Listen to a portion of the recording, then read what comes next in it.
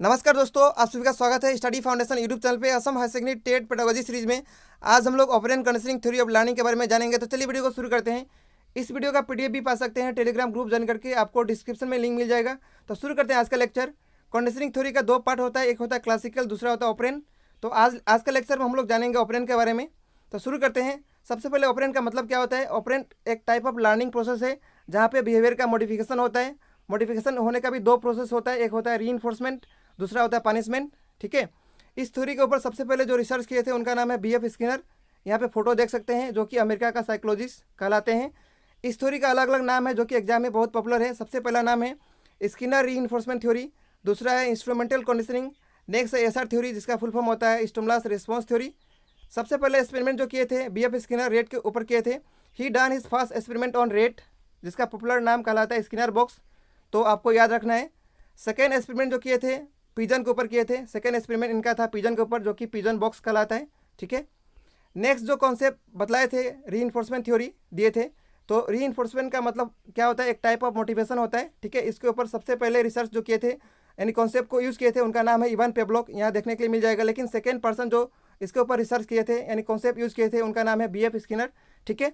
तो reinforcement operant conditioning का component जो होता है दो पार्ट उसका होता है, एक होता है रीइंफोर्समेंट, दूसरा होता है पनिशमेंट। ठीक है। तो रीइंफोर्समेंट का भी दो डिवीजन है होता है, एक होता है पॉजिटिव, नेक्स्ट होता है नेगेटिव। ठीक है। पॉजिटिव हो या फिर नेगेटिव हो, दोनों में क्या होता है बिहेवियर का इंक्रीज देखने के लिए मिलता है। ठीक है। लेकिन वहीं पे पनिशमेंट में क्या होता है, पॉजिटिव हो या नेगेटिव हो, वहाँ पे बिहेवियर में क्या मिलता है, डिक्रीज देखने के लिए मिलता है। ठीक है। इसका मतलब ये हुआ कि रीइंफोर्समेंट और पनिशमेंट में सबसे बढ़िया कौन सा है, सबसे बढ़िया आपका रीइंफोर्समेंट माना जाता है। ठीक है। नेक्स्ट स्लाइड में हम लोग देखेंगे रीइंफोर्समेंट का शेड्यूल। रीइंफोर्समेंट का शेड्यूल का भी डिवीजन दो पार्ट में किया गया है, एक है कॉन्टिन्यूस, दूसरा है पार्शियल। पार्शियल का भी दो पार्ट होता है, एक होता है फिक्स इंटरवल में, दूसरा होता है वेरिएबल। और इसका रेशियो में भी डिवीजन किया गया है, एक होता है फिक्स, दूसरा है वेरिएबल। ठीक है। तो कॉन्टिन्यूस रीइंफोर्समेंट का मतलब क्या होता है, जो कि कॉन्टिन्यूस दिया जाता है। ठीक है।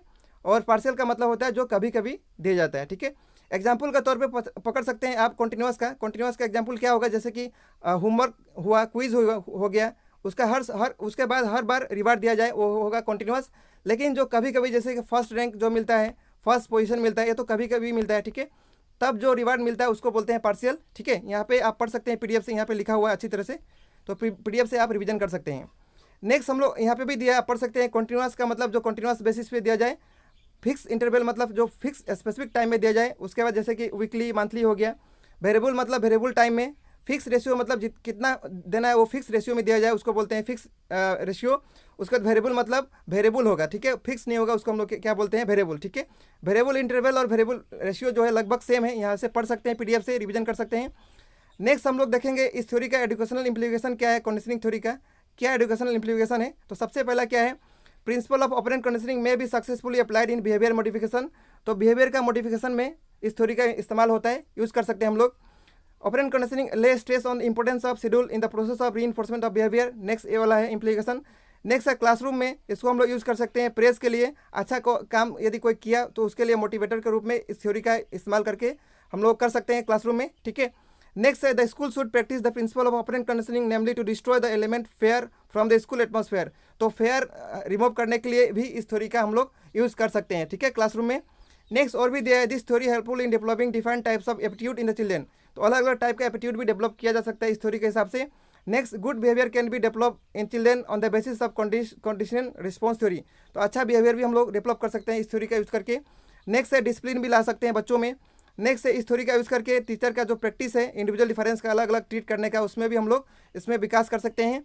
नेक्स्ट है teacher can also use this theory for eradicating children fair etcetera. तो फेयर का रिमूव करने में भी इस थ्योरी का यूज़ कर सकते हैं। ठीक है।